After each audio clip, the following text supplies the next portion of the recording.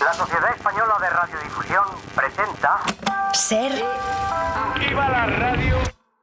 Podcast. Siempre.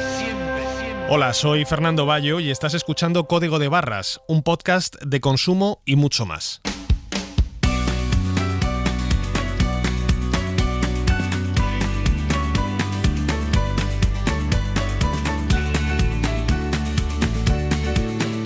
En la cadena SER, Código de Barras, con Fernando Bayo. Se cumplen 20 años de la introducción de la Tarjeta Sanitaria Europea, un documento que nos permite viajar por buena parte de Europa y recibir en hospitales y ambulatorios públicos el mismo trato que cualquier paciente local del país que visitemos. Pero mucho ojo, la tarjeta no garantiza que nos atiendan de manera gratuita. Durante mi Erasmus en los Países Bajos me salió un quiste que había que operar de urgencia. Yo estaba en Lisboa y nada, pues subiendo una cuesta había un baldosín mal puesto, o sea, metí el pie, me torcí el tobillo, me hice un esguince. En Italia me hice un esguince, me dijeron que tenía que hacer un pago, pero podía domiciliarlo a mi casa. Sí es verdad que sabía que si tú no llevabas la tarjeta, pues había una parte que no te cubrían, pero sí es verdad que no tenía ni idea que dependiendo del país, pues te podían cobrar X cantidad extra, aún así teniendo la tarjeta europea. Vamos a conocerlo todo sobre esta Tarjeta Sanitaria Europea, incluso en qué casos convendría o no sacarse un seguro de salud para viajar por el continente. También vamos a hablar acerca de una tendencia creciente en la publicidad, la de los y las modelos silver. Ahora hay una demanda de modelos maduros, porque también es verdad que la imagen del señor de 50 y tantos no es la imagen del señor de 50 y tantos de antes, ¿no? Cada vez vende más esa imagen. La generación plateada, como la llaman, la de más de 55 años, tiene mayor poder adquisitivo, menos deudas y mejor salud, por lo que son un objetivo prioritario para los anunciantes. Vamos a resolver también las dudas que nos han llegado al buzón de Código de Barras, pero antes hablamos de cómo combatir la adicción a las redes sociales. Para mí el punto fue cuando me di cuenta de que no tenía absolutamente ningún control, de que a veces entraba a mirar la hora, a mirar otra aplicación y acababa de forma automática con los dedos llevándome a Instagram y de repente estaba atrapada ahí 10, 15, 20 minutos. Y llegar también pues a las 4 horas y pico, y no sé, y sobre todo la pérdida de tiempo, cuando te quita tiempo de otras cosas que sí que son necesarias, pues ahí fue como el tocar. Casos como este que escuchábamos y que recogíamos hace unos meses en Código de Barras reflejan el impulso irrefrenable que millones de personas, especialmente las más jóvenes, sienten por revisar de forma compulsiva sus perfiles digitales, una dependencia que preocupa cada vez más a los expertos en salud pública. Hace unos días, el cirujano general de Estados Unidos, el doctor Vivek Murthy, abogaba por introducir en las plataformas digitales una etiqueta de advertencia sobre los efectos sobre la salud similar a la que se utiliza desde hace décadas en los envases de tabaco y alcohol. Marta Labrador es doctora en psicología clínica, profesora de psicología en la Universidad Complutense de Madrid y experta en adicciones comportamentales. Doctora, ¿qué tal? Bienvenida a Código de Barras. Hola Fernando, encantada de saludarte a ti y a todos los oyentes de Código de Barras. Igualmente, doctora, antes de nada y por tenerlo claro, ¿podemos hablar de adicción a las redes sociales o ese es un término demasiado fuerte? Sí, podemos hablar de adicción, desde luego que sí. En este caso lo llamaríamos una adicción sin sustancia o, dentro del mundo científico, adicciones comportamentales. Adicciones comportamentales no solo redes sociales, sino algunas ya tipificadas como juegos de azar o como videojuegos, a lo que sabemos que sí que podemos hacernos adictos. Redes sociales, estamos en ello porque es un fenómeno muy novedoso, ¿no? Pero fijaos, la confección que tienen tanto los juegos de azar como los videojuegos y las redes sociales es muy parecida. Por lo tanto, nos invita a pensar que efectivamente se pueda generar una adicción, ¿no? ¿Qué tipo de confección tienen los tres? Pues estímulos visuales y auditivos, que son muy potentes, tienen posibilidad de hacer scroll infinito, tienen reels, todo esto sabemos que engancha y por eso en estos tres casos, juegos de azar, videojuegos y redes sociales, la confección es muy parecida. Pero no solamente cuando hablamos de confección, también cuando hablamos de qué función cumple en este caso las redes sociales, ¿no? Cuando yo me meto en redes sociales, pues hay dos funciones que son básicas, que sabemos que aparecen en juegos de azar, en adicción a juegos de azar y en adicción a videojuegos. Por un lado, La búsqueda de emociones positivas, el encontrarme bien, el sentirme a gusto, el divertirme, el entretenerme, eso me lo dan las redes sociales. Y también, en segundo lugar, y con un peso importante, la capacidad de evadir emociones negativas. Tengo un problema, me siento culpable, me siento triste, me siento mal, consumo redes sociales y me evado y me distraigo. Por lo tanto, sí, podríamos estar hablando perfectamente de una adicción por las características muy resumidas que he comentado. Ya. Escuchábamos al portavoz de la Casa Blanca para Asuntos de Salud Pública abogar por un etiquetado de advertencia al estilo del que vemos desde hace años en las cajetillas de tabaco y en las botellas de alcohol. ¿A usted le parecería, por ejemplo, oportuno implantar una medida similar en Europa? Pues mira, al ser un fenómeno muy novedoso, y todavía no estará aprobado el que se pongan etiquetas o no en las redes sociales, pues la verdad que no tenemos mucha evidencia sobre si serán efectivas o no. No tenemos muy claro esto. Pero sí que sabemos que, por ejemplo, en juegos de azar, los conocidos como pop-ups, que son unas especies de ventanitas que aparecen cuando estás jugando un tiempo prolongado o cuando estás gastando un dinero importante, que le aparecen al jugador y le dicen, oye, estás jugando demasiado, estás gastando demasiado, que podrían ser unas etiquetas más sofisticadas, lo que sí que sabemos es que no sirven, que no son eficaces. Entonces, yo personalmente me inclino a pensar que esto no es efectivo, que lo más probable es que sea un parche sin evidencia y que ojalá las medidas que se tomen no se queden en eso, porque serían completamente inocuas. ¿Y qué iniciativas considera más útiles entonces a la hora de que nuestros hijos hagan un uso controlado de las redes sociales, sobre todo en el ámbito familiar? Pues si me permites, Fernando, esa es una cuestión mucho más amplia. Y yo creo que es importante entender que no toda la responsabilidad recae sobre las familias. Este es un fenómeno novedoso, complejo y multicausal, que necesita, para empezar, una buena regulación basada en evidencia por parte de nuestras instituciones y gobiernos. Demos la información a las familias y después ellas, por supuesto, deberán poner normas claras y de obligado cumplimiento en casa. Pero empecemos a hacer la casa por los cimientos, y es conseguir una buena regulación en el uso de redes sociales por parte de nuestros jóvenes. Pues Marta Labrador, doctora en Psicología Clínica y experta en adicciones del comportamiento. Muchas gracias por su tiempo. Pues un placer, Fernando. Muchas gracias a ti y gracias por tu interés en divulgar información de rigor y con calidad. Un abrazo para todos. Igualmente, doctora. Maika Ávila es redactora en la web de la cadena SER, en cadenaser.com, y por supuesto nuestra especialista en temas de crianza. ¿Qué tal? Bienvenida de vuelta. ¿Qué tal? Gracias, Fernando. ¿Cómo estás? Además eres madre de una preadolescente, así que todo esto de gestionar las redes sociales, el teléfono móvil, te suena, ¿verdad? Estamos aprendiendo continuamente en casa. Sí, hay una preadolescente de 13 años que lo que ocurre es que, bueno, nos convenció hace justo un año ahora para tener teléfono móvil. Todavía no tiene redes sociales, nos está presionando mucho para poder conseguirlas, tipo TikTok, Instagram. ¿Qué ocurre? Bueno, yo las tengo y lo que estoy intentando es navegar con ella a través de estas redes sociales y hacerlo juntas, con un tiempo limitado. Entonces ella pues lo ve conmigo o lo ve ella sola, y entonces pues establecemos ahí un marco intenso de comunicación de puedo seguir a no sé quién, ajá, le puedo dar me gusta, y bueno, es nada, no sé, es complejo, pero estamos en ello, sufriendo cada día, pero bueno, es que es lo que no podemos renunciar a afrontar esta situación. Todos los padres, todas las madres estáis un poco navegando en esas aguas. Mira, sin ánimo de juzgar, sí me gustaría que escucháramos a otra compañera de la redacción. Ella es Laura Gutiérrez, tiene un hijo de 12 años al que le ha confiado un smartphone que solamente tiene acceso a WhatsApp. Nada de YouTube, nada de redes sociales, solo WhatsApp para comunicarse con sus amigos. Eso sí, le tienen instalada una aplicación gratuita de control parental que permite que Laura y su pareja acoten el tiempo de uso del teléfono móvil y la hora a la que se bloquea por las noches, pero nada de espiar las conversaciones de su hijo. No es una aplicación invasiva en el sentido en el que no te permite conocer sus conversaciones ni sus llamadas. Ahí sí que hay un respeto, digamos, a su intimidad.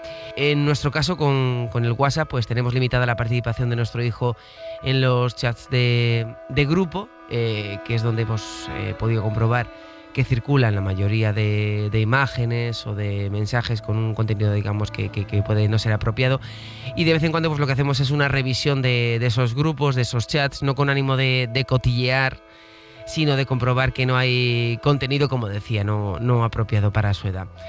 Claro, el que hace la ley hace la trampa. Ellos burlan esa vigilancia con imágenes, enviando fotos que se borran una vez visionadas, que son más seguras para la propia imagen, porque no puedes guardarlas ni hacer captura de pantalla, pero claro, también usan esa opción de una imagen que al verla desaparece para enviar mensajes de texto con un fondo blanco, ¿no? Ahí tampoco te están permitiendo saber ni qué imagen están enviando, ni tampoco el texto, ¿no?, que quieren transmitir o el mensaje que quieren transmitir. Bueno, mensajes escritos que no quieren que veas por el motivo que sea, no tiene por qué ser algo malo, ¿no?, sino una forma de proteger su intimidad también, ¿no? Básicamente ese es nuestro control. Insistimos mucho en hablar con él, en comentarle los peligros que hay en las redes. Intentamos educarle en un buen uso de las pantallas, más allá del control parental, más allá del uso de esta aplicación. Yo creo que trabajamos con él bastante a menudo, bastante a diario, para que entienda los peligros que puede conllevar las redes y para que tenga claro qué se puede y qué no se puede hacer. Así que nada, esa es nuestra experiencia de momento en los meses que llevamos de uso de móvil con un preadolescente. Maika, me llama mucho la atención esto de que Laura confíe tanto en su hijo preadolescente a pesar de que sabe que él está utilizando imágenes de un solo uso para comunicarse con sus amigos sin dejar rastro, ¿no? Claro, eso es muy interesante porque sí que estamos detectando, estamos viendo que los jóvenes están empezando a relacionar de esa manera, es decir, no cuentan lo que están haciendo, sino que se hacen una foto en la que se ve gráficamente lo que están haciendo y son fotos de un solo uso, que efectivamente no se pueden hacer pantallazos y desaparecen, ¿no? Esto, pues, por un lado, es una nueva, en fin, que la semiótica lo analice, digamos, los lingüistas o los tal, pero con independencia de eso, lo que decía Laura de para ocultar información, al final la adolescencia es una época en la que genéticamente, estructuralmente, el cerebro del adolescente está preparado para mentir, para insultarte así, para meterse contigo, con los padres, porque necesitan separarse de ti, si no, no van a ser adultos. No podemos querer tener a un niño siempre pegado a nosotros que no tenga vida propia, y la forma de hacerlo, de cortar ese cordón umbilical, es revelarse. Y pues imagínate con los medios tecnológicos también, pero bueno, por eso tienen que saber que tenemos que ejercer cierto control. Claro, medios tecnológicos que no todos los padres, no todas las madres conocen a fondo lo suficiente para gestionarlos. Mira, por eso he querido llamar a Eva Bailén, que es ingeniera en telecomunicaciones, profesora, se autodefine como madre inquieta de 3 hijos y es una de las principales divulgadoras que en nuestro país en temas de educación. Eva, ¿qué tal? Bienvenida a Código de Barras. Hola, ¿qué tal? ¿Qué tal? ¿Cómo estás? Muy bien. En tu libro Conectados y Empoderados comentas que los padres de hoy aprenden un poco sobre la marcha a lidiar con las redes sociales en esto de la crianza. ¿Existe algún modelo a seguir? No sé si un mapa que les ayude a navegar por esas aguas desconocidas. Bueno, el modelo mapa, si pensamos en el modelo de educación que tenemos por cómo nos educaron nuestros padres, ¿no? Porque siempre se acaba diciendo que un poco nuestro estilo un poco se parece al estilo con el que nos educaron nuestros padres. En ese sentido, desde luego, no lo tenemos porque todo esto es totalmente nuevo, ¿no? Eso es un poco de lo que va mi libro, ¿no? De decir, oye, estamos en un momento totalmente diferente al que estaban nuestros padres o al que estábamos hace 20 años, ¿no? Entonces, la relación con las redes sociales también empieza un poco por mirarnos a nosotros mismos, cómo nos relacionamos con ellas, ¿no? Qué uso hacemos y estar siempre atentos a todo aquello que nos pueda chirriar y que nos pueda hacer saltar una alerta, ¿no? Una alarma y a dialogar mucho con los hijos, al fin y al cabo, a pasar tiempo con ellos también, aunque pensemos que lo que pasa detrás de las pantallas no nos impacta, pero es cierto que sí, que al final pues nos impacta a todos. Maika, tú precisamente antes nos comentabas que en la relación que tú tienes con tu hija preadolescente trabajabas mucho esa gestión de la confianza, eso es importante. Sí, claro, y eso yo creo que Eva, ¿qué tal? Puede coincidir que es algo que empieza desde que son pequeñitos, esa confianza y ese diálogo que dentro del no saber y la incertidumbre hacia dónde caminar en este tema que abordas, sí es cierto que hay faros y que son eso, el diálogo, la confianza y el saber que te puedes equivocar y el que tu hijo también sepa que se puede redefinir todo de nuevo, ¿vale? Que sepa que estamos aprendiendo todos y que lo estamos haciendo juntos y que el hecho de las redes sociales, el hecho de tener un teléfono con acceso, yo siempre a todo, yo digo que es más peligroso que ir por la calle solo, ¿no? Que siempre lo comentamos cuando tenemos oportunidad. Y en ese sentido ellos tienen que saberlo porque puede que se sientan protegidos en sus paredes del dormitorio, pero no es así. No es así realmente. Nuestra compañera Laura Gutiérrez, Eva, nos comentaba antes cómo ella utiliza una aplicación de control parental para saber dónde está su hijo cuando utiliza el teléfono móvil, limitar las horas en las que lo utiliza, y digamos que eso lo combinaba con la gestión del diálogo, pero eso no es fácil. No, vamos, la gestión del diálogo no es fácil, pero yo creo que ha dicho Maika una palabra que es clave, ¿no? Es la sensación de protección que pueden tener dentro de las paredes de su dormitorio. Y yo siempre he sido defensora de establecer unos límites también espaciales al uso de la tecnología. Y yo creo que hasta que no tienen cierta edad, que cada uno pues tendrá que valorar la madurez de sus hijos, el uso de la tecnología dentro de un dormitorio debe evitarse, ¿no? En todo lo posible, porque si tus hijos están utilizando el móvil, están jugando a la consola o a la tableta o lo que estén haciendo cerca de ti mientras tú estás en el salón, en la cocina o en una zona compartida, tú puedes estar alerta a mensajes, ¿no? O sea, yo recuerdo cuando mis hijos eran pequeños y jugaban, pues no sé, eran aplicaciones que ahora yo creo que ya están fuera de todo contexto, ¿no? Pero a veces estaban jugando, no sé si era algo del Club Penguin o algo así, y se iban y decían, oye, que me han dicho que me vaya a una sala, ¿no? Digo, ¿cómo que te han dicho que te vayas a una sala, no? Y entonces yo entendía la dinámica del juego, y es que había como algunos participantes del juego que se llevaban a otros como a salas aparte, ¿no? Y yo decía, bueno, ¿y ahí qué pasa? Y claro, ya ahí era ya un diálogo mucho más de tú a tú con la otra persona, que podía ser un niño o no, ¿no?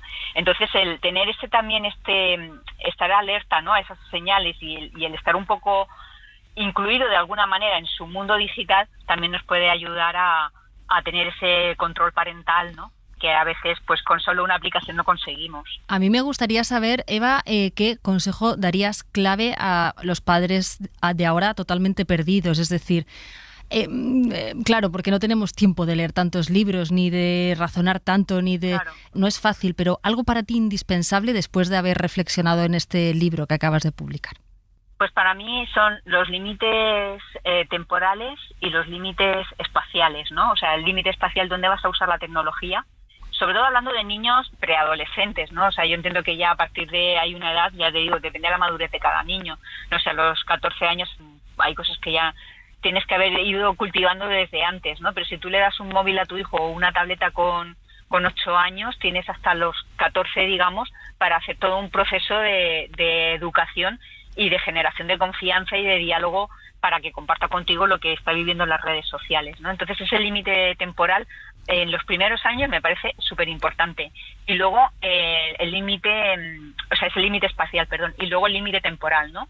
No utilizar el móvil, yo siempre digo que no sea la última cosa que hagas antes de irte a dormir ni la primera cosa que hagas cuando te levantas, porque eso quiere decir que es que tienes como una dependencia del móvil, o sea, tú tienes que ser capaz de irte a dormir con la mente ya completamente relajada, ¿no? Y las redes sociales no están pensadas para que te relajes. Claro. O sea, activan circuitos de la recompensa que lo que hacen es tenerte enganchado, ¿no?, y generar adicciones. Pero no solamente a los adolescentes, a los adultos también. Los padres, las madres se sientan muchas veces a dar esas directrices a los hijos con un teléfono en la mano, y los hijos están viendo cómo consultan constantemente el teléfono y cómo es lo último que revisan al acostarse y lo primero que hacen conforme se despiertan. Claro, pero la infancia debemos de protegerla también desde los poderes públicos. Por eso es necesario establecer unos valores universales que sean los límites, y por eso la iniciativa en Estados Unidos que se plantea a mí me parece que puede no ser descabellada y que en todo caso habría que estudiarla, pero sí que hay que proteger a la infancia también de estos efectos adversos que estamos viendo. Eso de poner etiquetas a las redes sociales como si fueran cajetillas de tabaco o botellas de alcohol, ¿es tratar de ponerle puertas al campo o crees que puede tener algún tipo de beneficio social, Eva? Yo creo que hay que proteger la infancia, o sea, estoy con Maika, vamos, hay que protegerla y las redes sociales o sea, tienen un objetivo muy claro y es conseguir datos, ¿no? Todo parece gratis, pero al final no es gratis, ¿no? El producto eres tú como usuario de esas redes sociales.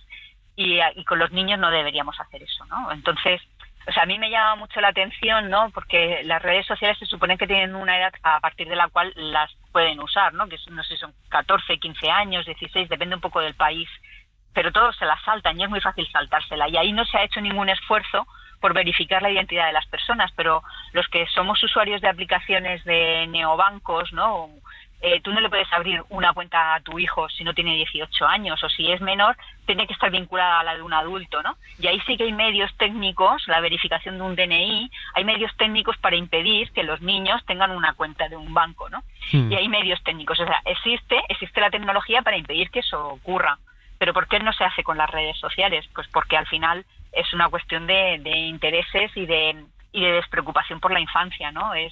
Ahí no hay a lo mejor un lobby lo suficientemente fuerte o no hay una suficiente regulación, pero medios técnicos existen, los mismos que tienen los bancos, yo creo. Es cuestión de voluntad política y también de presión social para que eso tenga... Ahora es la ley de la selva y bueno, poco a poco esperemos crear conciencia, ¿no? Exactamente. Pues Eva Bailén, autora de Conectados y Empoderados en editorial Plataforma Actual, experta en temas educativos, muchísimas gracias por habernos dedicado estos minutos hoy en Código de Barras.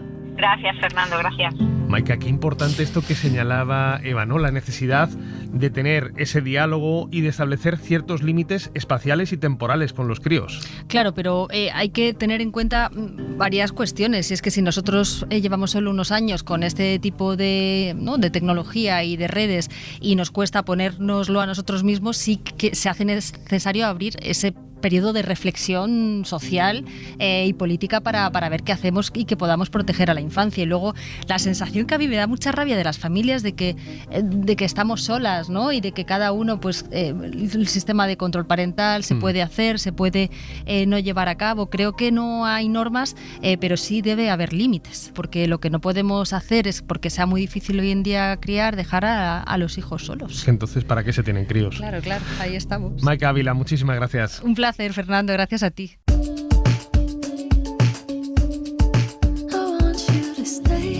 Síguenos en Twitter, en Facebook y en Instagram. @Código de Barras. Y escúchanos siempre que quieras en SER Podcast y en la web de la SER.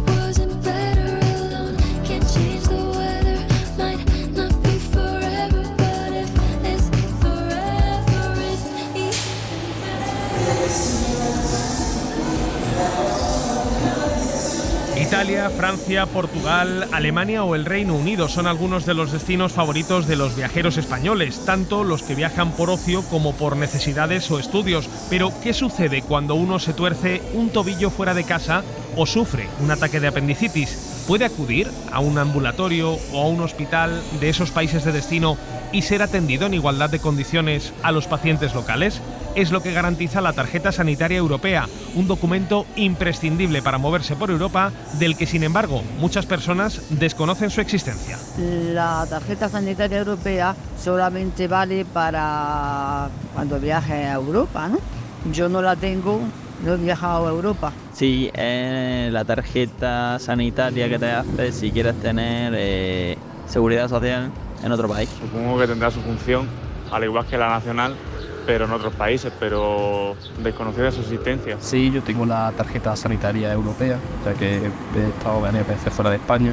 Tengo entendido que sirve para, bueno, en caso de que tú tengas una emergencia, algún problema médico de salud, etcétera, puedas acceder a dicha sanidad porque es país europeo sin mayor problema. Miguel Ángel Pérez, ¿qué tal? Muy buenas. Hola Fernando, ¿cómo estás? Muy bien. Este documento, la Tarjeta Sanitaria Europea, es lo que hoy nos centra en Código de Barras. Exactamente cómo es y por qué es aconsejable viajar con esa tarjeta cuando salimos fuera de nuestro país, sobre todo en el ámbito de Europa. Te comento, Fernando, la Tarjeta Sanitaria Europea es básicamente una tarjeta de plástico azul y blanca gratuita que se emite en España a través de la Secretaría de Estado de Seguridad Social. La cuestión es, ¿por qué es tan importante esta tarjeta? Además de incluir tus datos personales, te permite acreditarte ante 32 países, los 27 que forman parte de la Unión Europea y otros 5 que son Islandia, Liechtenstein, Noruega, Suiza y Reino Unido. Es decir, te permite identificarte ante las autoridades sanitarias de cualquiera de esos 32 países y recibir atención médica en igualdad de condiciones con los residentes locales. Ojo, siempre y cuando el motivo del viaje sea turismo, trabajo o estudios. ¿Qué quiero decirte con esto? Que como tu razón de viaje sea por recibir atención médica, no te va a servir para nada la tarjeta sanitaria europea. ¿Y esta tarjeta cómo se solicita? ¿A quién tengo yo que recurrir para tenerla? Puedes hacer todo el proceso en la página web de la Seguridad Social. La tarjeta se te enviará por correo al lugar que tengas registrado. Ahora, si tienes otro domicilio donde quieras recibirla y has registrado tu número de teléfono, también puedes pedirla ahí. Incluso puedes con un certificado electrónico o un SMS. En menos de 5 días la tienes en casa. O sea que rápidamente. Vale, y si la solicitud de esa tarjeta sanitaria europea no es posible, o ponte que de repente tengo que viajar a Francia, a Portugal, a Italia, me ha salido un plan de fin de semana en Bélgica o una urgencia en Alemania, ¿qué puedo hacer? Hay solución, y se llama certificado provisional sustitutorio. Es un documento equivalente a la tarjeta sanitaria, es decir, tienen el mismo valor. Sirve como sustituto si el titular ha perdido, pues ha olvidado tu tarjeta o tienes un viaje que sea inminente. Ya. ¿Y la tarjeta entiendo que es de duración eterna o tiene una validez, digamos, limitada? Es válida por 2 años desde que se emite, pero se puede renovar muy fácilmente, siempre y cuando el titular siga cumpliendo con los requisitos necesarios. Ojo, quienes vayan a viajar próximamente y la tengan a punto de caducar deberán solicitar una nueva lo antes posible para asegurar la cobertura sanitaria durante su estancia. O sea, que para que a mí me quede claro, si yo tengo esta tarjeta sanitaria europea, me van a atender en cualquiera de esos 32 países, recordemos los 27 de la Unión Europea, más Islandia, Liechtenstein, Noruega, Suiza y Reino Unido. Me van a atender como un paciente local. ¿Eso quiere decir que me van a atender de manera gratuita como en España? Con eso debes tener cuidado. ¿Por qué? Porque la mayoría de los países europeos no tienen un sistema público con coberturas gratuitas como en España. Por ejemplo, en Alemania hay un copago, es decir, que si te quedas en el hospital, normalmente deberías pagar 10 euros por día, hasta un máximo de 28 días al año. En Francia es que pasa prácticamente lo mismo. De hecho, nos lo ha contado Clara Femenía, una fisioterapeuta murciana afincada en París. Una vez tuve que ir al médico y para hacerme una radiografía, luego me llegó una factura a mi casa. Y eso fue lo que más me chocó porque, claro, tú estás acostumbrado a ir al médico en España, que tú vas y con las mismas sales sin tener que hacer nada. Y allí cualquier acto, un análisis de sangre, lo que sea, todo se paga. Se paga en Francia, en Alemania, incluso en Noruega, que a pesar de estar fuera de la Unión Europea, sí forma parte de los países que reconocen esta tarjeta. Guillermo Martín, enfermera a domicilio granadino en Bergen, nos explica que allí el copago funciona incluso para las urgencias de ambulatorio. Los servicios comunales serían lo que se conoce como el médico cabecero y lo que sería en España una urgencia de centro de salud. Que eso, bueno, pues para recibir esa asistencia el usuario debe de aportar una cantidad, una tarifa de copago, que además no serán reembolsables bajo ningún concepto. O sea que por lo que estoy viendo, Miguel Ángel, el copago es el método más extendido en Europa. Sí, de hecho, de los 32 países donde se puede hacer uso de ella, 29 tienen copago. De hecho, Fernando, me gustaría formularte una pregunta. De todos esos países, al igual que en España, ¿cuáles son los otros 2 países que no utilizan el copago? Pues no tengo ni idea. Pues para quien quiera viajar este verano por Europa y quiera evitar el copago, Dinamarca y Eslovenia. ¿Y esto qué pasa? Que lleva muchos viajeros españoles acostumbrados a la atención gratuita aquí en España, pues se llevan sorpresas un poco desagradables cuando viajan por Europa, incluso si llevan consigo la tarjeta sanitaria. Tuve que hacer uso de la misma en 2 ocasiones distintas. La primera en Italia, porque me hice un E15, me dijeron que tenía que hacer un pago, pero podía domiciliarlo a mi casa. Claro, yo pensaba que era como en España, que no era necesario pagar ni nada como es la sanidad pública aquí. Tuve que hacer uso de la tarjeta en Portugal, pero como solo llevé el certificado y no la tarjeta, me hicieron pagar 85 euros. Durante mi Erasmus en los Países Bajos me salió un quiste que había que operar de urgencia. Entonces, la primera consulta en urgencias me pidieron la tarjeta sanitaria europea y no pasó nada. pero sí que es verdad que más tarde me enviaron una carta con el recibo de aquella consulta que había sido entre 300 y 400 euros. Entonces, para que me quede claro, Miguel, si termino yendo a un hospital, como era el caso de esta chica que escuchábamos en Lisboa, o en alguno de los otros países que aplican el copago y me cobran, ¿yo tengo derecho a que se me reembolse ese importe al regresar a España? Depende de la normativa sanitaria de cada país. Ajá. Podrás pedir el reintegro al volver a España, pero solo te van a devolver lo cobrado erróneamente, no lo que cobra normalmente a todos los usuarios del sistema de salud en el país de destino. Ya. Doctor Marciano Sánchez Baile, portavoz de la Federación de Asociaciones para la Defensa de la Sanidad Pública. ¿Qué tal? Bienvenido a Código de Barras. Hola, buenos días. Doctor, por lo que estoy viendo, la tarjeta sanitaria europea no parece ser la panacea cuando uno viaja por nuestro continente. Me pregunto si entonces conviene viajar siempre, incluso dentro de Europa, con un seguro médico. Bueno, yo creo que en principio no, salvo que uno tenga un problema de salud muy específico, muy importante, ¿no? Que necesite gastos muy significativos, ¿no? Pero hay que tener en cuenta que lo que se está cobrando, pues por ejemplo, han hablado de Alemania, pues es el 1%, ¿no? de lo que cuesta un ingreso en una cama hospitalaria alemana. Y por otro lado, los seguros que se hacen para viajar al extranjero tienen muchas limitaciones en cuanto al gasto. Ya, o sea que al final no compensa el seguro con lo que supone el coste de ese copago en la sanidad pública de muchos países. Exactamente. Desde hace 20 años, decíamos, la tarjeta sanitaria europea está con nosotros, podemos hacer uso de ella y acreditarnos ante sistemas de salud pública de 32 países como pacientes locales. ¿A usted le parece que esa tarjeta funciona correctamente o desde la asociación, desde la Federación de Asociaciones de la que usted es portavoz, consideran que habría que implementar alguna mejora, algunos cambios en ese sistema?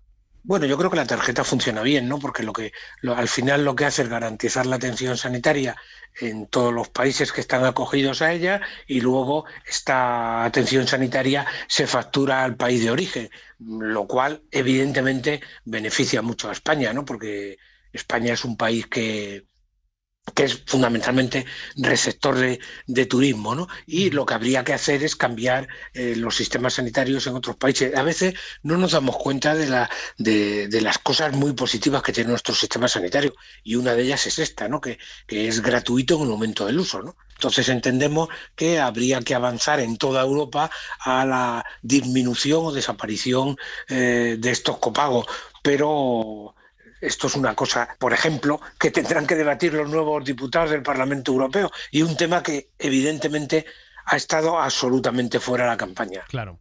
Yo recuerdo hace años, doctor, corríjame si me equivoco, que se criticaba mucho que algunos ciudadanos de la Unión Europea, hoy ex ciudadanos de la Unión Europea, principalmente turistas británicos, venían a España, decían, para operarse de cosas que en su país podían resultar mucho más caras, porque allí tienen un sistema de copago. ¿Esto es mito o tiene una parte de realidad y es, digamos, una forma de sortear la tarjeta sanitaria europea que, como nos explicaba mi compañero, no sirve para viajes que tengan como motivo principal el tratamiento médico? Claro, lo que garantiza la tarjeta sanitaria europea es el tratamiento, digamos, de urgencia, de una enfermedad aguda, sobrevenida, que no existía previamente al viaje, ¿no? Si usted tiene, no sé, pues un cáncer o tienen que hacerle una prótesis de cadera, eso no se lo van a hacer, porque le van a remitir a su país de origen, ¿no? Y luego, por otro lado, como ya he señalado antes, esto al final se acababa facturando al país que había emitido la tarjeta, o sea que el sistema sanitario español no le perjudicaba en nada, ¿no? Podría perjudicar al país de origen, pero no a nuestro país, ¿no? O sea que no habrá quien se venga a España a operarse de los callos o a corregirse la vista, eso no sucede. No sucede, pues no se lo van a hacer. Primero porque no se lo van a hacer y luego porque en cualquier caso, si se lo hacen, facturarían a su país de origen, o sea que no perjudicaría a la financiación del sistema, ¿no? Doctor Marciano Sánchez Baile, portavoz de la Federación de Asociaciones para la Defensa de la Sanidad Pública. Ha sido un placer tenerle hoy en el programa. El placer ha sido mío, muchas gracias. Muchas gracias por su tiempo. Miguel, me ha convencido el doctor, ¿sabes? Eso de tener la tarjeta me parece que puede ser una buena forma de viajar por Europa, por lo menos con una cobertura, un reconocimiento como paciente Efectivamente. Recuérdame, ¿dónde puedo yo obtener información sobre la tarjeta? Porque dentro de poco tengo un viaje a Bélgica y quiero ir con las espaldas cubiertas. Lo primero que quiero decir, a mí también me ha convencido. Ajá. Lo segundo, en caso de que vayas a querer viajar por Europa y tengas una incidencia y quieras estar informado, puedes encontrar toda la información sobre cada país que sea miembro de la Unión Europea buscando en Internet el nombre del país junto con tarjeta sanitaria europea. O sea, yo pongo, por ejemplo, Dinamarca, tarjeta sanitaria europea, ¿y qué me dice esa información? Pues mira, encontrarás un enlace titulado Cómo utilizar la tarjeta, empleo, asuntos sociales e inclusión, donde podrás acceder a toda la información necesaria, es decir, si tiene copago, si te cobran por la hospitalización, el uso de la ambulancia, los fármacos, todo lo que necesites, incluso número de contactos si tienes algún problema o has perdido alguna tarjeta y debes tener la solución en el caso en el que viajes a Dinamarca. Yo te vi ayer ya bicheando un poco en internet buscando cómo solicitar tu tarjeta sanitaria europea. ¿Tienes algún destino este verano? Hombre, me gustaría empezar poco a poco, ¿no? Por Portugal estaría bien. Mira, buen país, buena elección. Miguel, muchísimas gracias. A ti, Fernando. En unos segundos abrimos nuestro consultorio. Si usted tiene cualquier duda o reclamo de consumo, envíenosla a códigodebarras@cadenaser.com o escríbanos un WhatsApp al teléfono del programa al 679 01 7014.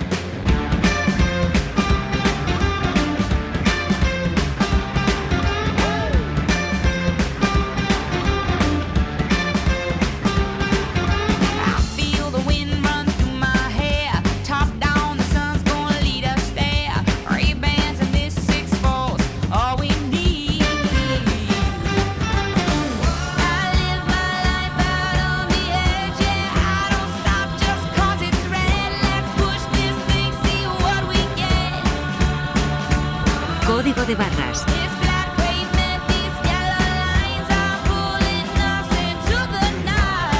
El consumo, como no te lo han contado.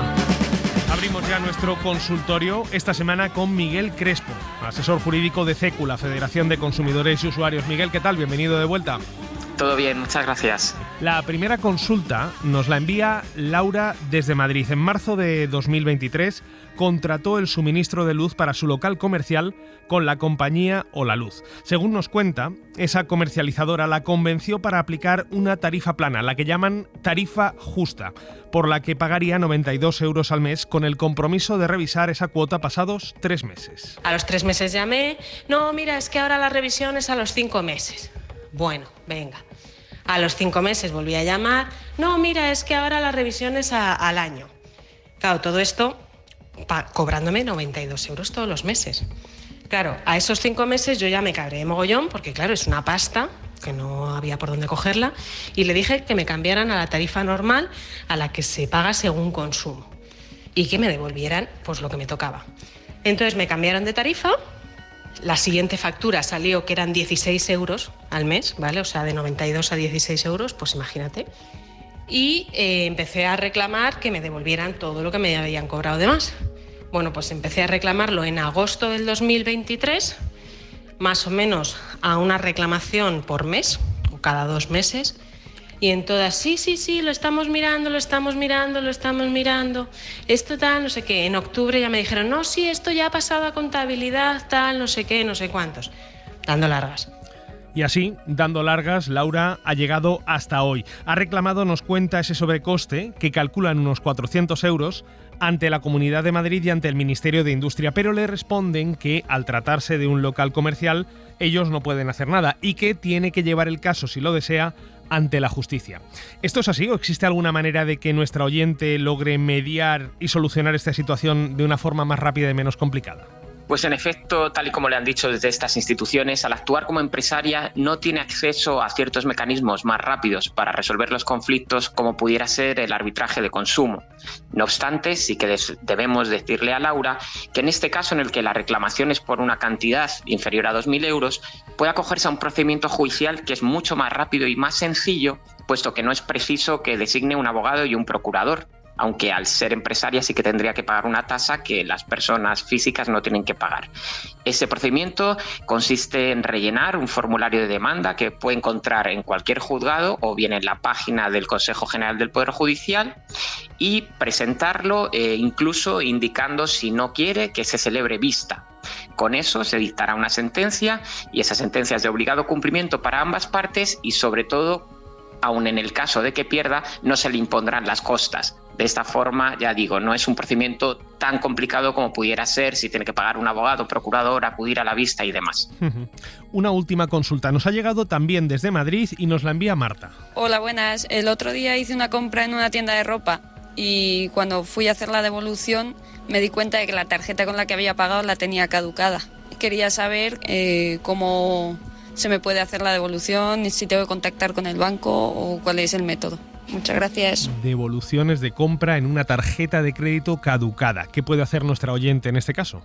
Pues en este caso, acreditada su identidad ante el establecimiento mediante la presentación de su DNI y mostrando que efectivamente la tarjeta se encuentra caducada, entiendo que debería ser el que debería habilitar otro método para hacer la devolución de una cantidad que en derecho le corresponde, sea bien mediante una transferencia o el pago en efectivo. Directamente se tendría que solucionar ahí. Ya digo, la tienda no tiene, digamos, una excusa para no hacer la devolución.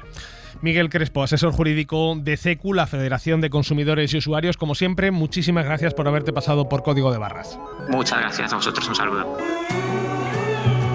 En Código de Barras resolvemos tus dudas y consultas. Escríbenos a códigodebarras@cadenaser.com o déjanos tu mensaje en el 679 017 014.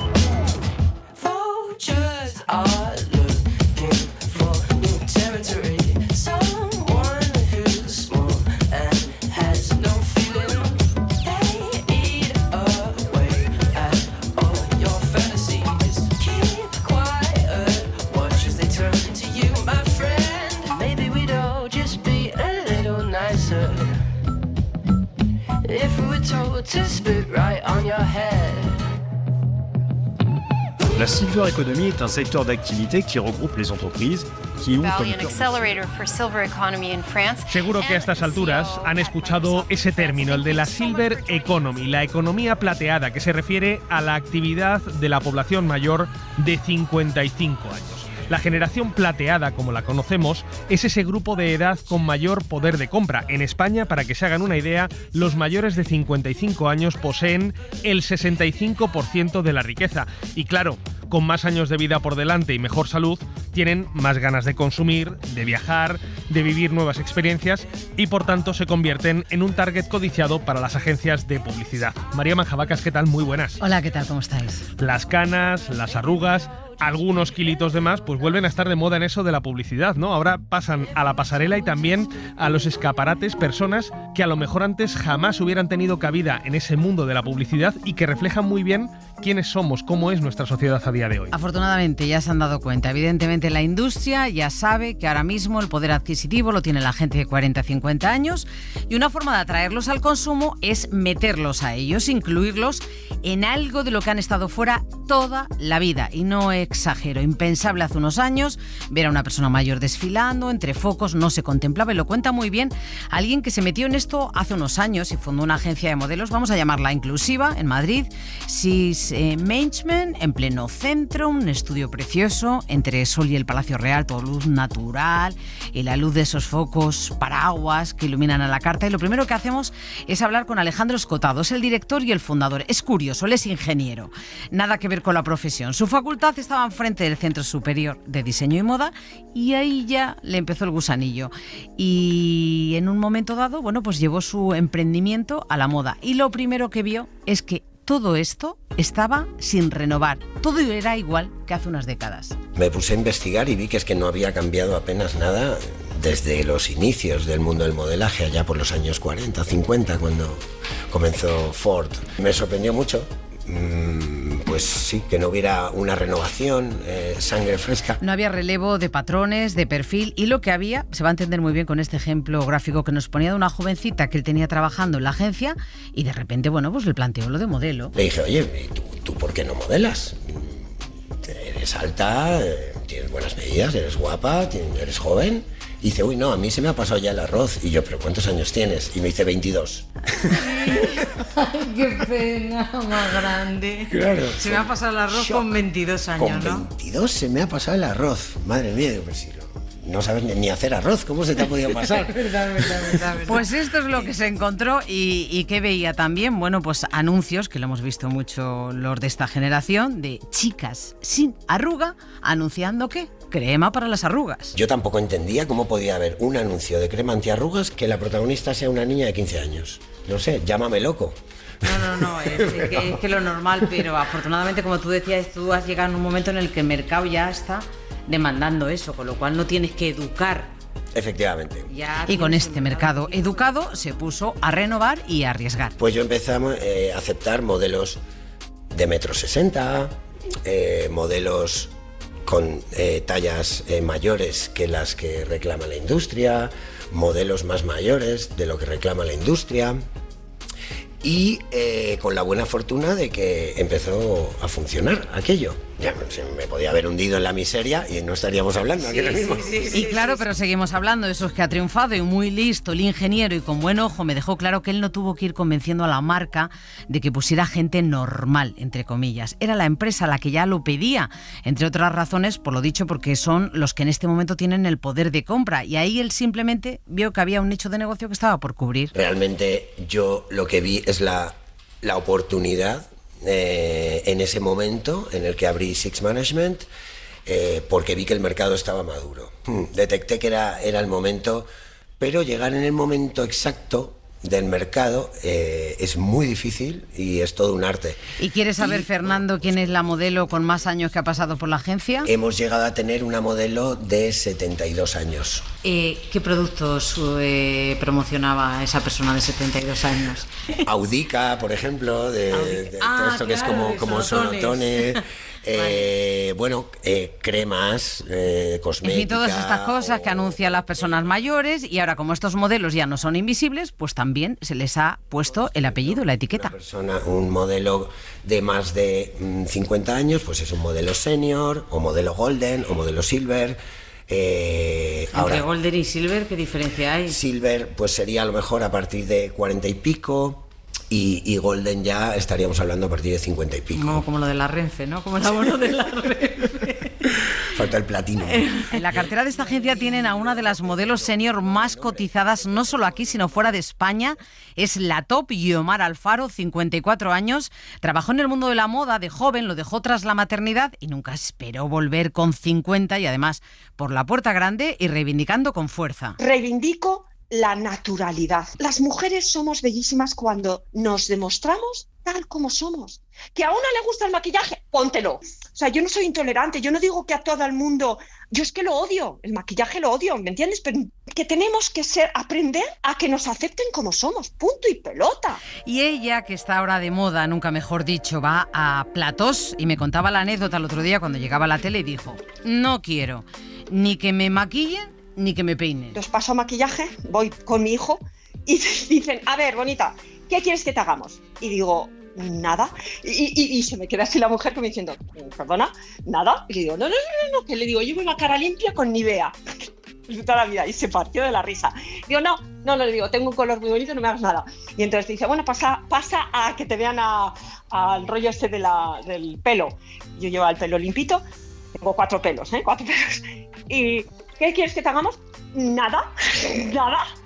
Las otras flipaban. Dice: con personas como tú nos quedamos sin trabajo pronto. 4 pelos muy bien colocado, ya la veremos por la web. Y además, bueno, otro mito a desterrar de las pasarelas: que por favor se bajen ya de los tacones. Pues en la pasarela que no nos hagan sufrir tantísimo como se nos hace sufrir muchas veces. Y oye, que está precioso que una mujer se ponga unos tacones, pero una vez más. O sea, es decir, que entendamos que no siempre... Y además una persona, yo no soy la única que sufre de metatarsalgia, o sea, yo recuerdo que después de la Madrid La Reina también lo recordamos. Como 2 meses sufriendo de los pies que no te puedes imaginar. Que somos personas humanas, que nos cansamos, que unos zapatos nos molestan. Que los zapatos duelen, que lo sabemos todas, que el alegato, yo creo que lo estáis oyendo, no puede ser más maravilloso como ella, guapa, con sus canas, su cara lavada y sin tacones. Y el fenómeno, María, no es únicamente relativo a las mujeres, también a los hombres, porque ahora en la industria se les reclama a ellos, y lo decimos con todo el cariño del mundo. talluditos y maduros, ¿no? Maduros están de moda. En término de modelaje se les llama silver o silver fox, si no saben inglés, zorro plateado. Y como hemos hecho un trabajo de campo importante, nos vamos a ir a Barcelona. Hablamos con Sergi Puig, 54 años, también con una historia muy atractiva, de estas de reinventarse, que viene muy bien conocerlas para saber que el mundo laboral no tiene por qué acabar a los 50. Comencé gestionando una concesionaria de parking subterráneos. Tú imagínate, nada más alejado de la moda. A partir de ahí derivé, me reinventé y fui a una de mis pasiones, que era África, y me convertí en guía de viajes en África, especialmente en Etiopía. Y a partir de ahí, mira, llegó la pandemia, se dificultó mucho las cosas y me decidí meterme a 100%, que ya estaba empezando a hacer cositas en la moda, y descubrí que me siento fantástico haciéndolo. Y lo hizo también como lo están haciendo los mayores, o senior, o silver, sin complejos, al contrario, con poderío y reivindicando, en su caso, que son muy conocidas sus canas y sin opción de tinte. Sí, además... te voy a decir otro secreto, que seguramente ya lo sabes, que es que en los hombres las canas y las arrugas juegan a nuestro favor, y eso es una cosa que no debemos perder porque dan carácter y dan mucha personalidad, y las canas yo no me las pienso teñir en absoluto, vamos, por poco que pueda. Y bien que hace, y como pueden observar lo tiene meridianamente claro, y lo que decía, haciendo gala de naturalidad y cero tabú, pues no tuvo problema en anunciar compresas para la incontinencia. El equivalente al Tena Lady, que es el Tenamen, y en Colombia no había modelos que quisieran hacer ese rol, y a mí me parece, oye, escuchemos una cosa, hacerse mayor tiene sus pequeños problemas y eso forma parte de hacerse mayor, y si eso ayuda a los que lo necesiten, pues yo encantado de poder anunciar eso. No creo que sea nada degradante, al contrario, es una cosa natural y fantástica, con lo cual también he anunciado medicamentos, medicinas, o sea que no hay ningún problema. Chapo.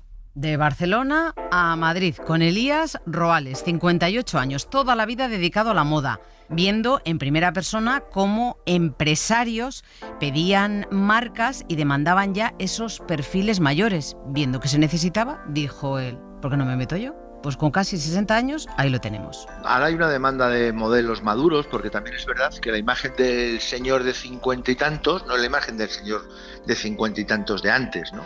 Entonces, yo siempre pongo esa comparación de antes eran cincuentones y ahora son cincuentañeros. Bueno, pues cada vez vende más esa imagen. Y como hombre maduro, con cierta experiencia, pero a la vez joven, activo, con ganas de hacer deporte, de iniciar cosas y de emprender. Y lo que él vio muy bien como empresario es que hay que llamar la atención del que compra. ¿Cómo? Con los iguales. Yo siempre digo, mira, la moda es ilusión. Cuando tú vas por la calle y ves un cartel de una mujer, de una modelo con un vestido, con un pantalón, con una americana, con una blusa, y te gusta, tú quieres ser como esa, ¿no? Si esa mujer de la foto está más cerca de tu patrón físico, del patrón normal, pues todavía te identificas más. Y además fomentas el consumo. Por eso al final yo creo que es un acierto, primero por salud y segundo para la industria por consumo, porque le estás acercando una imagen mucho más real a la imagen de la calle. María, me pregunto si después de haber pasado tantas horas como has pasado en una agencia de modelos, a ti también te han ofrecido lo de modelar. Ay, en fin, mira. Esta es la guinda que tengo que poner al reportaje, porque nunca pensé que a estas alturas de mi vida me iban a ofrecer algo. ¿Te ofrecieron pasar por la pasarela? Bueno, yo he hablado con Lourdes Iglesias, que es la directora y fundadora de la agencia Rasims, que ha creado una agencia inclusiva donde las haya, que está buscando modelos de todo tipo. Y entonces, hablando con ella y de la inclusión de todo este tipo de gente ya en la pasarela, en la foto, pues oye, que me planteo esto. No voy de farol, que lo vais a oír. Tú ya estás tardando. Tú te vienes de jurado, corazón. Vas a ver las tripas de todo allí. Ya verás qué bien te lo vas a pasar. Pero que si te quieres arrancar y darte unos paseitos por la pasarela y probar lo que se siente y esas maripositas en la tripa, te vienes para acá y te pongo de alumna en mi masterclass. Pero de momento de jurado, ¿no? ¿Qué os parece? Que también tengo la oportunidad de desfilar. Si desfilara, creo yo que sería golden, como las manzanas, o vamos a dejarlo, Fernando, en serio, que queda así como más... A mí me gusta más. Pero bueno, en cualquier caso, en su agencia cabemos todos, ahí está la prueba, que Pollo también. Transexuales, binarios, todo, tengo de todo, o sea, hay de todo, o sea, yo te digo, inclusiva en todos los aspectos, en edades, en tallas, en géneros, en razas. Y luego terminamos, Fernando, como empezamos. Ojo, que la industria que ha tardado lo suyo en darse cuenta, bueno, pues ya lo ha hecho, el poder de compra ya no lo tienen las de 20. Porque en realidad el poder adquisitivo medio están entre las personas de 40 y muchos a 60 y algo, porque compran para ellos mismos y para sus familiares. Entonces, si compran para todos los que hay en la casa, pues habrá que mimar un poco esta franja de edad, que son los que realmente están moviendo el dinero. Pues dicho y corroborado queda, y vamos a quedarnos con lo positivo, que aunque tarde, la industria de la moda se ha dado cuenta de que suma si incluye a gente mayor, a gente con kilos, a gente con canas, y aparte del concepto inclusivo, que está muy bien, está el concepto de mercado. Esto es, dan más en la diana de la compra. María Majavacas, muchísimas gracias y suerte con tu incipiente carrera como modelo. En septiembre lo contaremos, modelo Golden. Venga, ¿qué te parece? Hasta luego. Un abrazo. Código de barras. El consumo en la SER. Nos vamos ya. En la producción esta semana ha estado Miguel Ángel Pérez, en la técnica José María Sendra y en el diseño sonoro, como siempre, Marcos Granado. Ya saben que pueden recuperar todos los episodios del programa en SER Podcast y que también pueden seguirnos en las principales plataformas de audio y, como no, a través de la web de la SER. Nosotros nos volvemos a escuchar el próximo domingo. Hasta entonces, que tengan una feliz semana y recuerden, consuman con cabeza. Fernando Bayo. Des palmiers sous le vent, le feu du soleil au visage et le bleu des océans. Je veux des chameaux, des mirages et des déserts montants, des caravanes et des voyages comme sur les dépliants. Va pour tes cocotiers, tes rivages, va pour tes lagons tout bleu balançant. J'habite où l'amour est un village, là où l'on m'attend. Mon pays sera toi. J'irai où tu iras, qu'importe la place, qu'importe l'endroit. Suscríbete a Código de Barras. Todos los episodios y contenidos adicionales en la app de Cadena SER y en nuestros canales de Apple Podcast, Spotify, iVoox, Google Podcast y YouTube. Escúchanos en directo en la SER los domingos a las 6 de la mañana.